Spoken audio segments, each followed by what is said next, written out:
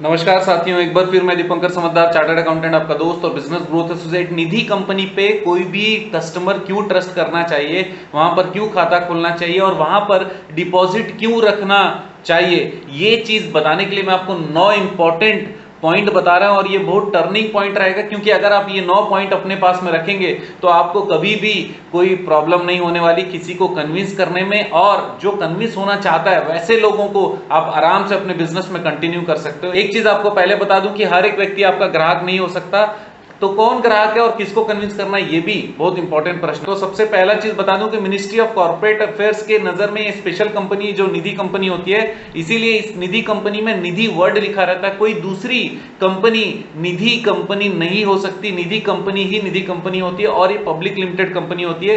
Ministry of corporate affair इससे related अलग से सर्टिफिकेट देता है जिसमें कंपनी के नाम में निधि लिखा रहता है, इसलिए निधि कंपनी को पहचानना इंपॉर्टेंट है ग्राहकों के लिए। दूसरा पॉइंट ये कि रिजर्व बैंक ऑफ इंडिया ने स्पेशल एग्जम्पशन दिया हुआ है कि आपको हमसे लाइसेंस लेने का जरूरत नहीं है। जैसे लोग पूछते हैं कि आरबीआई का लाइसेंस है क्या आपके पास, आरबीआई का लाइसेंस जरूर हम लेते, लेकिन अगर वो लेने की जरूरत पड़ती, लेकिन क्योंकि आरबीआई ने खुद बोला है कि मुझसे लाइसेंस लेने की जरूरत नहीं है, जिसका नोटिफिकेशन इंटरनेट में इजीली अवेलेबल है, RBI notification for Nidhi exemption, ऐसा आप टाइप करके गूगल में डालिए, आपको मिल जाएगा। और वो नोटिफिकेशन के कारण आपको लाइसेंस अलग से आरबीआई से लेने की जरूरत नहीं पड़ती। तीसरा इंपॉर्टेंट चीज यह है कि जो सेविंग अकाउंट आप खोलते हो अपने निधि कंपनी में, उसमें आप नेशनलाइज बैंक से 2% ज्यादा तक ब्याज दे सकते हो। इसके अलावा जो डिपॉजिट है, डिपॉजिट में भी आप बहुत हाई इंटरेस्ट तक जा सकते हो, जो कि बैंक से ज्यादा हो सकता है। जैसे 12.5% आरबीआई के एनबीएफसी के लिए मैक्सिमम अलाउड है, वही सेम निधि के लिए अलाउड है। इसका मतलब ये हमको केवल लाइसेंस बस आरबीआई से नहीं लेना पड़ता, लेकिन बाकी सारे रूल्स रेगुलेशन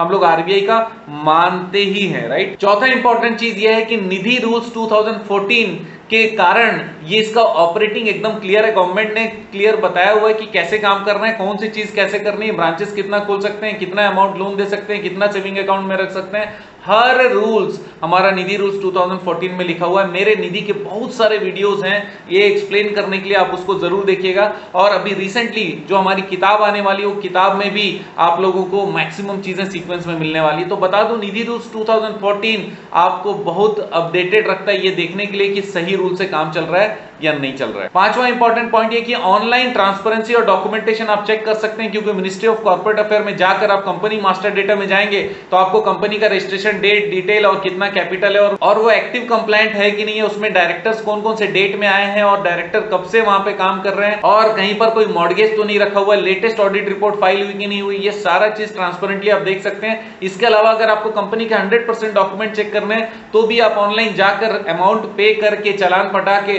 आप कंपनी के डॉक्यूमेंट निकाल सकते हैं। इसका मतलब ये ट्रांसपेरेंट यूनिट है, यहां पर कोई भी छुपा छुपी नहीं चलेगा जब तक कि फाइलिंग कंटिन्यू चल रही है, राइट। छठवां पॉइंट ये कि डबल सिक्योरिटाइजेशन अलाउड नहीं है। इसका मतलब है कि जैसे गोल्ड हमने ले लिया, गोल्ड लेकर हमने उसके अगेंस्ट में लोन भी दिया, अब उसी गोल्ड को हम वापस बैंक में रख के या कहीं और रख के लोन ले लेंगे, ऐसा अपराध हो जाएगा। कंपनी ऐसा नहीं कर सकती कि किसी का गोल्ड के अगेंस्ट में लोन देकर उस पर वापस से पैसा ले ले। तो डबल सिक्योरिटाइजेशन यहाँ पे अलाउड नहीं है। ये थोड़ा सा सिक्योरिटी है किसके लिए, जो डिपॉजिटर है या जो लोन लेता है, दोनों के लिए, राइट। क्यों?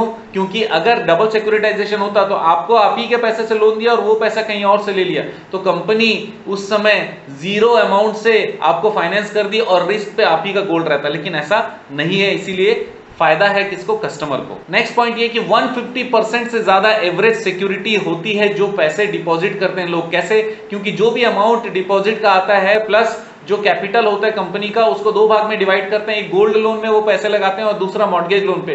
गोल्ड लोन पे वो लगभग 80% तक लोन दे देते हैं, जिसके कारण 125% सिक्योरिटी गोल्ड लोन में रहती है और मॉर्गेज लोन में 50% तक लोन देते हैं। इसका मतलब 200% सिक्योर रहता है। एवरेज में देखेंगे तो 150% सिक्योर रहता है जो पब्लिक का पैसा है। ये सारी चीजें मैं कब बता रहा हूं, जब 100% रूल्स एंड रेगुलेशन फॉलो किया जा रहा है। आपको एक और चीज बता दूं, NDH 4 भी आ गया है जो ये बताता है कि अगर 100% रूल रेगुलेशन कंपनी फॉलो नहीं करेगी तो NDH 4 उसको अप्रूव नहीं करेगा, और अप्रूव हो गया इसका मतलब ऑफिशियल गैजेट में उसका नाम भी दिखेगा, और नाम दिख गया इसका मतलब दोस्तों आप समझ जाइए कि वो 100% कंप्लायंस वाली कंपनी, वहां डरने की जरूरत कम है या नहीं है। निधि कंपनी को ग्राहक के क्रेडिट रेटिंग से बहुत ज्यादा मतलब नहीं रहता, उनको लोन देना रहता है तो फिर वो तो वैसे भी सिक्योरिटी लेते रहता है, लेकिन वो सिर्फ ये देखता है कि व्यक्ति सही है, काम सही कर रहा है और उससे उसकी कमाई हो रही होगी तो उसको पैसे देने में, लोन देने में कोई भी परेशानी नहीं होती, उससे कनेक्ट होने में परेशानी नहीं होती। जबकि बैंक में उसको बहुत सारे चक्कर लगाने पड़ते हैं, उसके बाद भी उसको लोन मिलेगा जरूरी नहीं है, टाइम वेस्टेज बहुत होता है। निधि कंपनी फास्ट काम कर सकती है,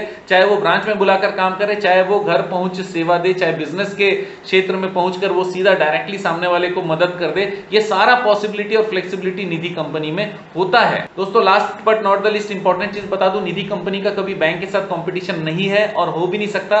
बैंक एक अलग लेवल की चीज है, आप जो लोअर मिडिल क्लास लेवल है उनको आप कवर करते हो। बैंक केवल सिक्योर्ड और प्रॉपर बिजनेस क्लास या फिर अगर सैलरी क्लास है तो भी वो थोड़ा स्टैंडर्ड होना चाहिए, तभी बैंक उसको एंटरटेन करता है, लेकिन बाकी सारे पूरे खाली बैठे उनको आप एंटरटेन कर सकते हो। एक और चीज बता दूं, साहूकारों से भी आपका कोई भी कंपटीशन नहीं है, क्योंकि साहूकार अनरेगुलेटेड होते हैं और ज्यादा इंटरेस्ट लेते हैं, जबकि आप लिमिटेड इंटरेस्ट लेते हो, रेगुलेटेड हो, कॉर्पोरेट हो और एकदम नियम से काम कर रहे हो। तो मैं बताना चाहता हूं कि निधि कंपनी जब भी कस्टमर को कन्विंस करना चाहे तो बहुत बड़ी प्रॉब्लम नहीं है, सिर्फ एक शर्त है, आप सारे रूल्स रेगुलेशन फॉलो करके काम करिए और कस्टमर को बताइए कि हम लोग 100% कंप्लायंस्ड है और आप जब चाहें हमारे बारे में जानकारी ले सकते हैं। दोस्तों निधि कंपनी में ग्राहक को बुलाना बहुत मुश्किल काम नहीं है और वो हमेशा टिके रहेगा, हमेशा आपके साथ में बना रहेगा अगर आप सही काम कर रहे हैं। आप जानते हैं मेरा मिशन है हमेशा आप लोगों की मदद करना, तो फिर आप भी मेरा मदद करके वीडियो को शेयर जरूर करिएगा ताकि ज्यादा से ज्यादा लोगों के काम आ सकूं। बने रहिएगा मेरे साथ, आपका दिन जबरदस्त और शुभ हो।